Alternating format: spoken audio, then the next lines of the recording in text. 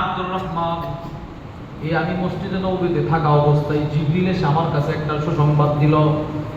ইন্না জিবরিল আতানি ফাবাশশারানি, জিবরিল আমাকে সুসংবাদ দিল, ওগো নবীজি, আপনার উম্মত যদি আপনার উপরে একবার দরুদ পড়ে স্বয়ং আল্লাহ তার জন্য 10টা রহমত বরাদ্দ করে দেয়। সুবহানাল্লাহ। আপনার কোন উম্মত যদি একবার দরুদ পড়ে আল্লাহ নিজে 10টা রহমত বরাদ্দ করে।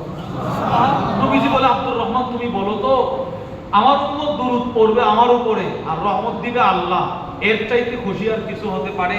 আমি আল্লাহর শুকর আদায়ের জন্য নির্জনে নিভৃতে লম্বা সেজদা দেওয়ার জন্য এই জঙ্গলে আসছি।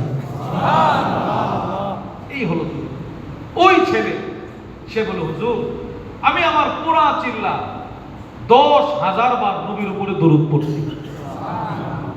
যার বাপ তাকে কালিমাটা চিনতে দিত না, ওই ছেলে কালিমা চিনছে না, শুধু ওই ছেলেটা রাসূলের দুরূদও চিনছে, ওই ছেলে রোজাও চিনছে। আলহামদুলিল্লাহ। আমাদের এই আপনাদেরই সুনামগঞ্জের আমাদের হাবিব ভাই সহ অনেক যুবক ভাইয়েরা আছে যারা প্রত্যেক ইংরেজি মাসে শায়েখ দামাত বারাকাতুহুমের সিলেটের ইসলামী মজলিসে যায়।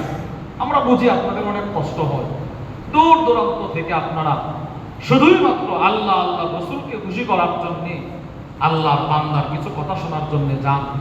এই সিলেট থেকেও রমজানেও কত দূর থেকে আমাদের হাবিব ভাই সহ অনেকে ওই সুধন্যপুর কুমিল্লা শুধুই মাত্র নিজের ইমানকে নবায়ন, ইমানের মজবুতির জন্য যায়। আর সাহেব আপনাদেরকে খুব ভালোবাসে। হুজুর তো আসছিলেন, এখানে আসছিলেন না? কত কয়েক মাস আগে আসছেন, এবং আপনাদের প্রতি হুজুরের আন্তরিকতাও আছে।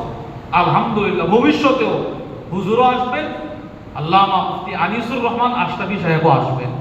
বলেন আলহামদুলিল্লাহ। আসবেন।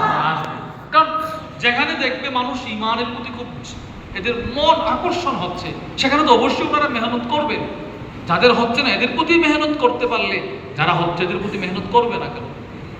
তো আমি আপনাদেরকে যে বিষয়টা বুঝাইতে চাইলাম, কিছু বাপ আছে, কিছু মা আছে, সন্তানকে হুবহু কালিমাটা গ্রহণ করতে দেয় না।